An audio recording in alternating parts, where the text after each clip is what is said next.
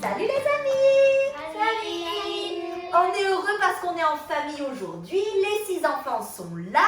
Bon, il manque, c'est vrai, le papa, hein, il manque Jérémy, mais il faut bien quelqu'un qui soit derrière la vidéo quand même. Il n'est pas loin derrière la vidéo.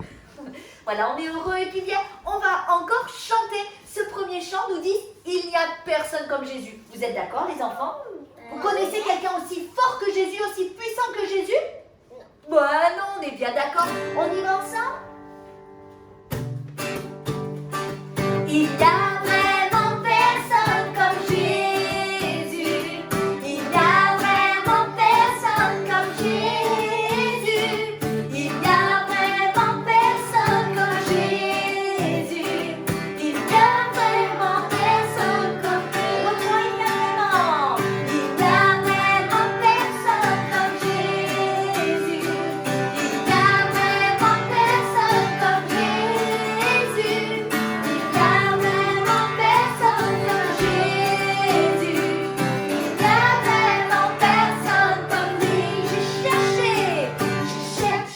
cherché, personne. J'ai fouillé, personne. J'ai tourné, personne. Il n'y a vraiment personne comme lui. Il n'y a vraiment personne comme Jésus. Il n'y a vraiment personne comme Jésus. Il n'y a vraiment personne comme Jésus.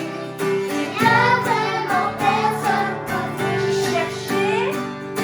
J'ai cherché, personne. J'ai fouillé, personne. J'ai tourné, personne. Il n'y a vraiment personne comme lui. Attention, Mylène. Il n'y a vraiment personne comme Jésus.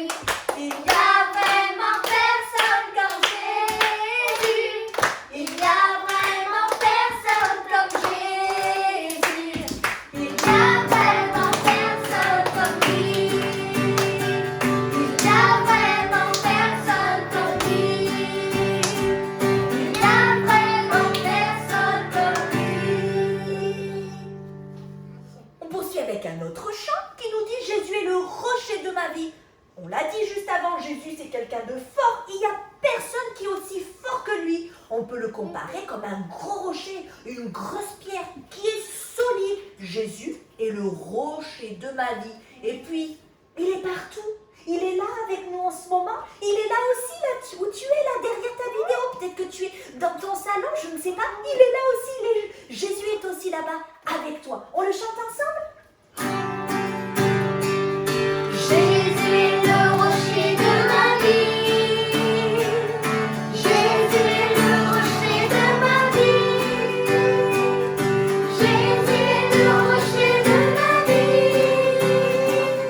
Jésus est le rocher de ma vie. Il est en haut, en bas, devant, derrière, autour de moi.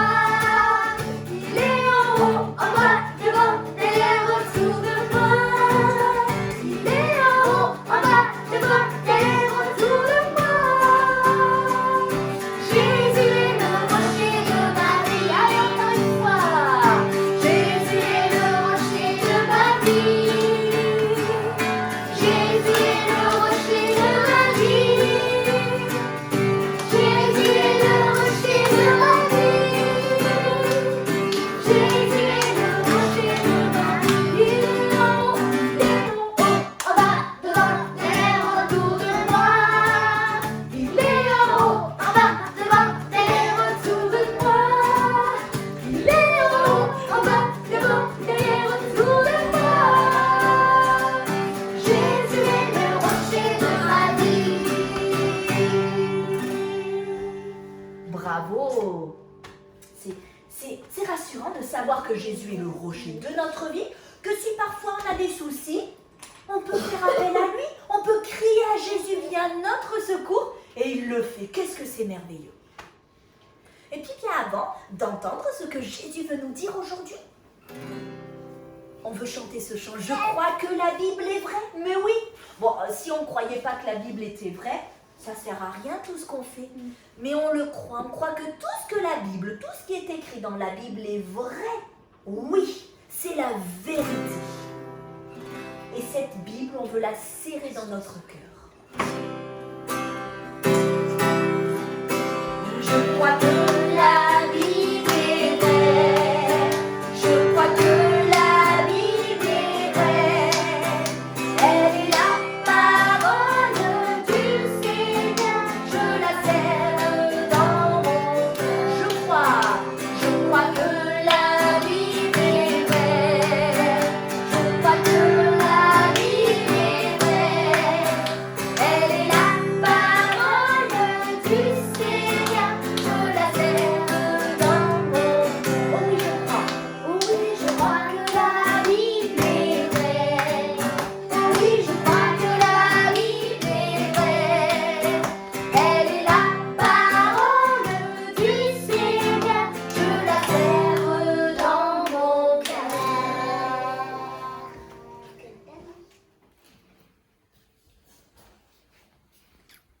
Ne pas manger bonbons périmés.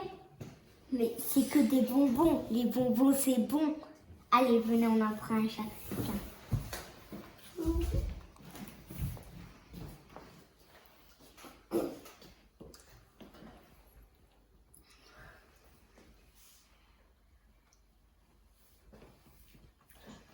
Oh, j'ai mal. J'ai mal.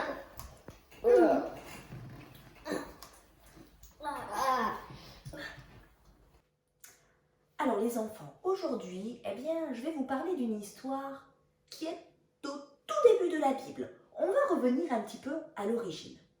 Alors je suppose que tu dois bien le savoir, c'est Dieu qui a créé l'homme. Et le premier homme, est-ce que tu te souviens comment il s'appelle? Il s'appelle Adam, exactement. Adam, c'est le premier homme que Dieu a créé. Eh bien, on va parler de lui aujourd'hui. Alors quand Dieu a créé Adam, il l'a placé dans un jardin magnifique. Oh, un jardin où il y avait des choses magnifiques qui poussaient, des fleurs, des arbres. Alors, imagine-toi, hein, les arbres faisaient des fruits absolument succulents. Bref, tu le comprends bien, Adam, il avait absolument tout pour être heureux. Il avait tout autour de lui, c'était splendide. Et bien sûr, Dieu le place dans ce jardin splendide et lui donne quand même une mission. Si on y réfléchit bien, quand même, un jardin, c'est bien d'avoir un jardin, mais il faut quand même l'entretenir. Je ne sais pas si toi, tu habites dans une maison avec un jardin, mais peu importe, quand tu vois des jardins autour de toi, tu dois bien te douter quand même qu'il faut faire un petit peu quelque chose pour que ce jardin, eh bien, il reste beau et que tout se passe bien dans ce jardin. Eh bien, j'aimerais te poser la question et tu vas réfléchir à un objet ou quelque chose qui permet de bien entretenir un jardin. Je t'invite peut-être à prendre une feuille, des feutres, et puis je te propose de dessiner un objet ou quelque chose qui nous permet vraiment de garder un jardin en bonne santé. Allez, c'est à toi de jouer.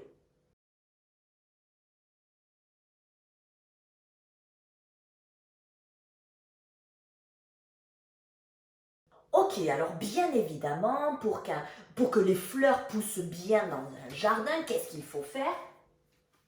Il faut arroser. Ah oui, un petit peu d'eau de temps en temps, ça fait du bien quand même aux fleurs. Les fleurs sont bien contentes. Eh oui, donc l'important c'était effectivement d'arroser le jardin. Alors aussi, qu'est-ce qu'il faut faire dans un jardin? Ben parfois, tu sais, surtout en automne, qu'est-ce qui se passe? Les feuilles tombent. Ah, ces feuilles, elles sont terribles, hein? Mais elles sont importantes et c'est Dieu qui les a créées. Alors, eh bien, qu'est-ce qu'on fait? Eh bien, il y a des objets comme un râteau qui permet de bien entretenir, de bien balayer le jardin, un peu comme une maison. Mais là, on se sert d'un outil bien particulier, d'un râteau. Et oui, voilà, il faut aussi, pour entretenir le jardin, passer le râteau. Parfois aussi, il y a des mauvaises herbes qui sont là. Il faut couper un peu les branches, il faut tailler. Et pour ça, on utilise? Ça s'appelle un sécateur. Oh, il y a plein d'autres objets qu'on peut utiliser. Je serais vraiment curieuse de savoir quel objet d'ailleurs tu as dessiné. Mais voilà, j'ai choisi de mettre un sécateur. Et puis aussi, quand même, un jardin pour qu'il reste bien propre, pour qu'il ne s'étende pas, pour qu'aussi rien de mauvais puisse rentrer dans le jardin. En général aussi, qu'est-ce qu'on met? Des clôtures. Des clôtures pour bien délimiter le jardin, bien le fermer. C'était la mission que Dieu avait donnée à Adam, de garder le jardin, d'aussi l'entretenir, de bien le nettoyer. C'était la mission d'Adam. On va se poser la question, parce que j'aimerais aujourd'hui qu'on puisse faire la différence entre le jardin dans lequel Adam se trouvait et notre jardin et ton jardin. Oui, toi aussi, tu as un jardin. Tu sais ce que c'est? Regarde. Ton cœur. Oui, ton cœur ressemble à un jardin. Ben oui, un petit peu comme le jardin d'Adam. Et tu dois bien t'en douter. Ce jardin, il faut l'entretenir. Ton cœur, il faut l'entretenir. Tout comme Dieu avait donné la mission à Adam de bien garder, de protéger le jardin, de l'entretenir, Dieu te donne la même mission sur ton cœur. Il est où ton cœur au fait? Ouais, il est là. Et Dieu te donne la mission de le garder, de le protéger, de l'entretenir. Ça, c'est très important. On va poursuivre maintenant notre histoire. Donc on se rappelle qu'Adam, il est dans un magnifique jardin et donc qu'il a tout ce qu'il faut pour bien le garder, bien le protéger, bien l'entretenir. Mais un jour, il va se passer quelque chose. Il y a un animal bien particulier qui va rentrer dans le jardin. Un serpent. Ce serpent, il est rentré dans le jardin dans lequel Adam était. Et Dieu lui avait pourtant dit, protège bien ton jardin, garde-le bien. Et le serpent est entré. Alors tu sais, le serpent, c'est un animal bien particulier. Le serpent, c'est pas un animal qui doit se trouver dans les jardins. Le serpent, c'est un animal des champs. Et comme il porte bien son nom, il se trouve dans les champs. Mais dans le jardin, le serpent n'a rien à y faire. Pourquoi le serpent est entré dans le jardin? À ton avis? Adam n'a tout simplement pas réussi sa mission. Il n'a pas bien fait ce que Dieu lui avait demandé et il a laissé rentrer le serpent dans son jardin. Probablement qu'il ne l'avait pas bien protégé. Probablement qu'il n'avait pas suffisamment mis de barrières. Probablement qu'il n'avait pas suffisamment fait attention, pas suffisamment veillé. Et le serpent est entré dans le jardin. Et si je pouvais te raconter la suite de l'histoire, tu peux très bien le lire dans le livre de la Genèse. Il va se passer quelque chose de terrible. Le serpent va amener Adam, et puis bien sûr Ève, parce que tu sais que Dieu a aussi créé une femme, Ève, à faire des choses qui ne sont pas jolies et à faire le péché, le mal. Alors si seulement Adam avait bien veillé, si seulement il avait bien gardé son jardin, le serpent ne serait pas rentré. Mais voilà, on en est là aujourd'hui. De la même manière, il y a aussi des serpents qui veulent rentrer dans ton cœur. Alors tu l'as bien compris, le serpent, dans ce que je voudrais te partager aujourd'hui, il représente le mal, il représente le péché. Et il y a plein de petits serpents qui voudraient se faufiler dans ton cœur. Plein de petits serpents qui voudraient venir, qui voudraient rentrer. Et tu l'as bien compris. Si je ne protège pas suffisamment mon cœur, ces serpents vont facilement rentrer. On va prendre quelques exemples de serpents. J'ai plein de petits serpents, on va découvrir des exemples. Derrière, j'ai mis une petite image. L'image qui représente des films.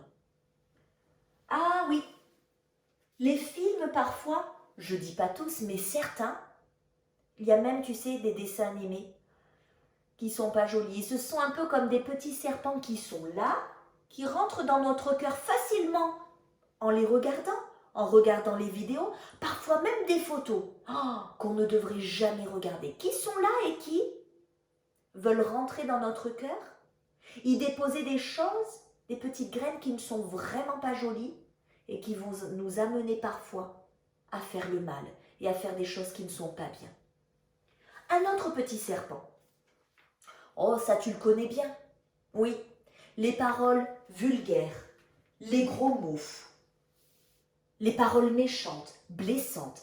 Ça aussi, c'est un petit serpent qui veut là, qui est là et qui veut rentrer dans ton cœur. Un autre petit serpent. La colère. Oh, ça, bien souvent, la colère, c'est un petit serpent qui rentre très facilement dans notre cœur. Et oui, il n'a qu'une seule envie, c'est qu'on se mette en colère. Et ceci.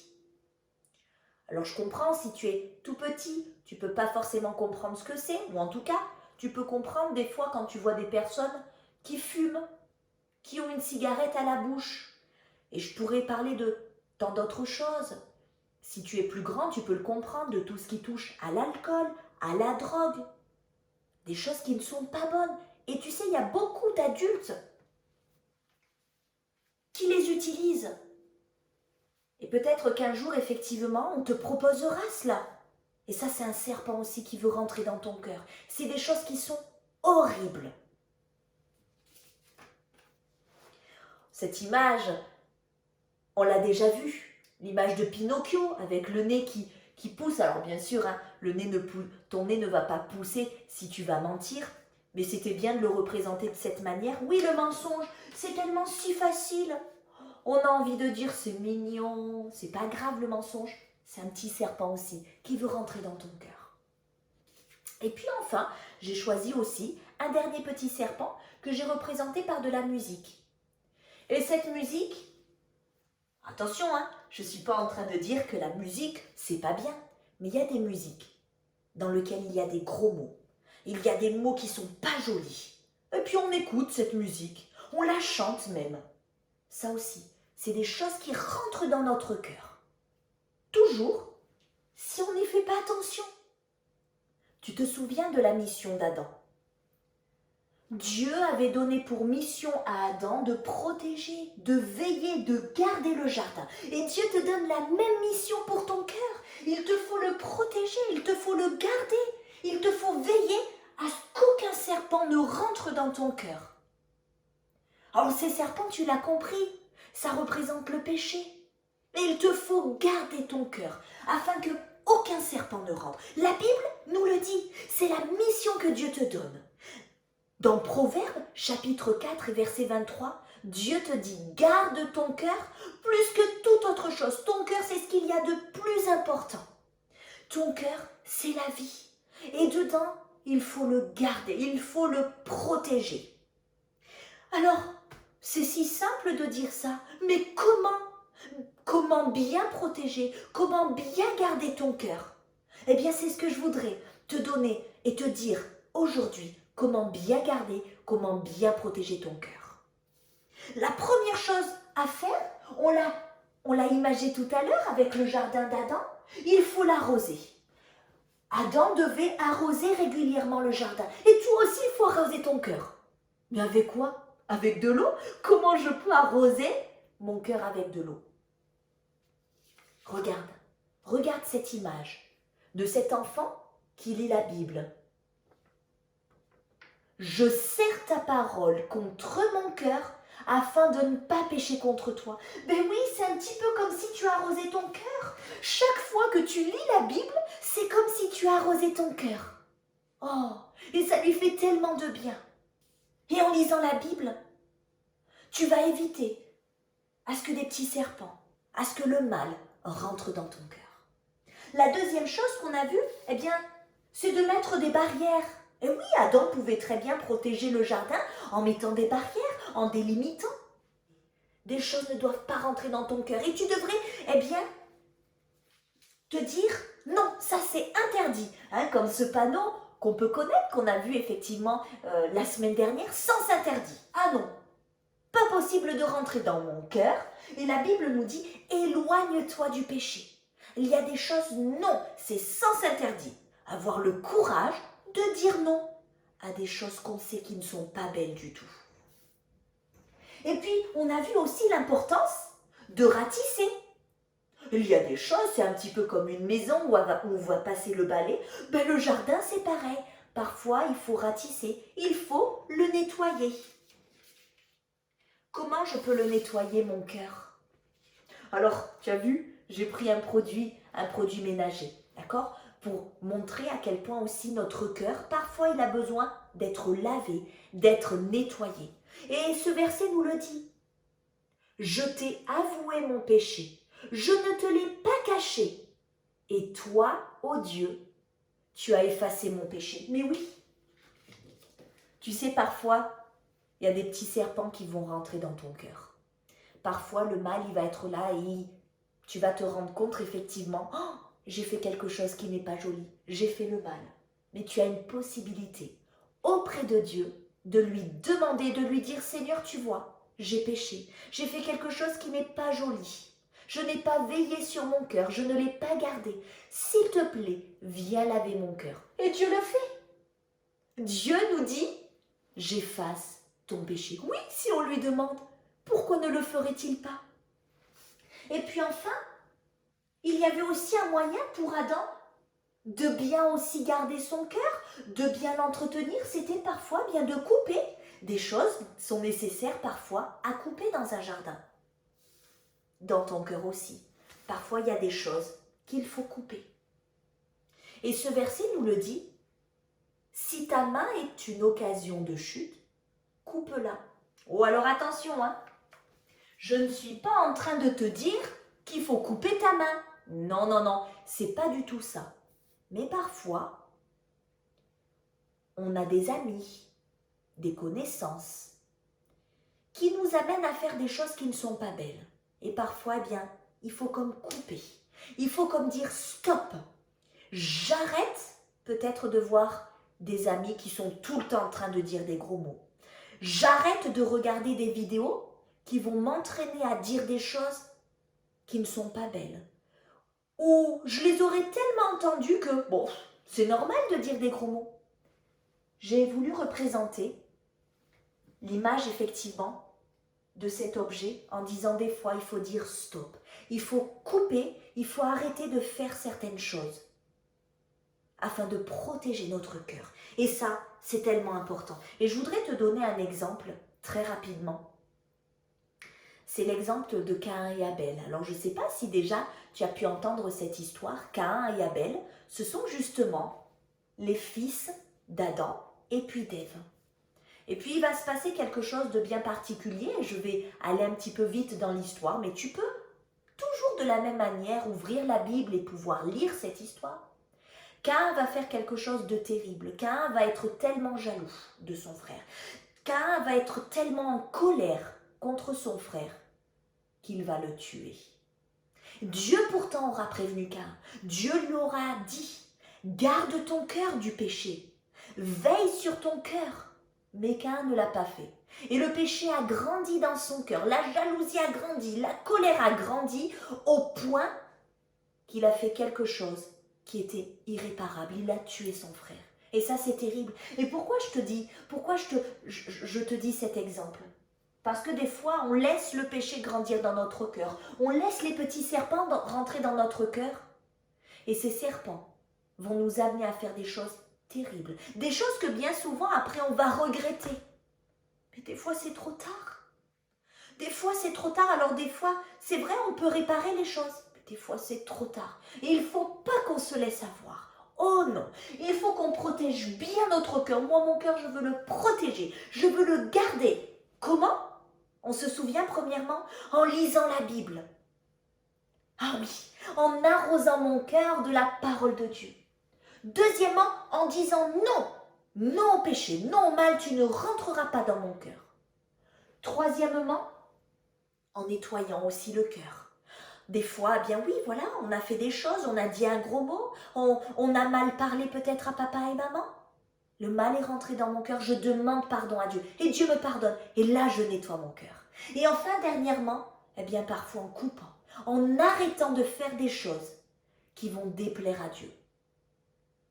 Voilà, aujourd'hui, je voulais vraiment te donner les moyens de bien garder ton cœur, de bien le protéger, de bien y veiller dessus. Rappelle-toi ce verset, garde ton cœur plus que toute autre chose. C'est le plus important, garder ton cœur. Tu te souviens de la vidéo de tout à l'heure où tu as vu ces 4 garçons qui ont vu ces bonbons qui étaient magnifiques. Oh, mais ils sont beaux ces bonbons. Oh, tant pis, ils sont périmés, mais ils sont tellement beaux. On ne peut pas s'empêcher de les manger. Et des fois, le péché, il est bien mignon, il est bien beau à voir. Oh, c'est pas grave.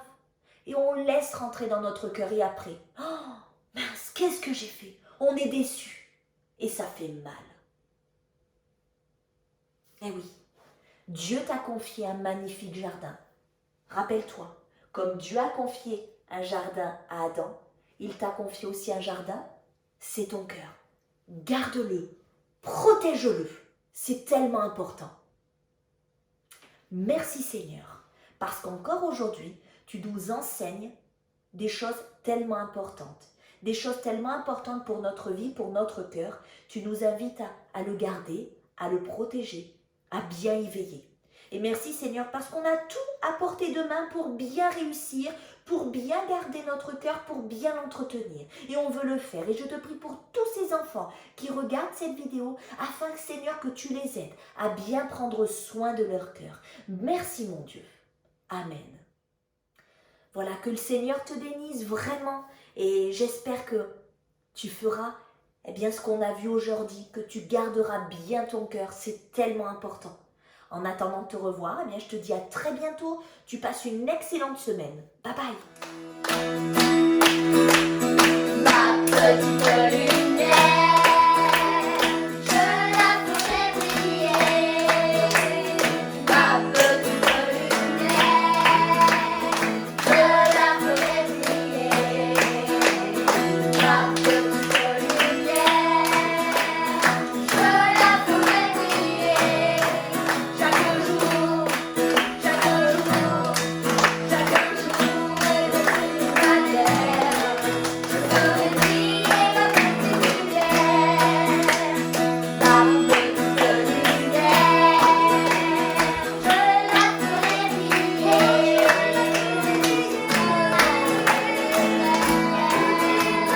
Je la ferai briller. Ma petite lumière, je la ferai briller. Chaque jour, chaque jour, chaque jour et de toute manière, je ferai briller ma petite lumière. Lundi, j'ai son amour immense. Mardi, me donne sa puissance. Mercredi, me remplit de sa paix. Jeudi, il m'enseigne à prier. Vendredi, je grandis dans la foi. Samedi, me remplit de sa joie. Dimanche, Dieu me libère. Faire briller ma lumière. Ma petite lumière, je la ferai briller. Ma petite lumière, je la ferai briller. Ma petite lumière, je la ferai briller. Chaque jour, chaque jour, chaque jour et de toute manière, je ferai briller ma petite lumière.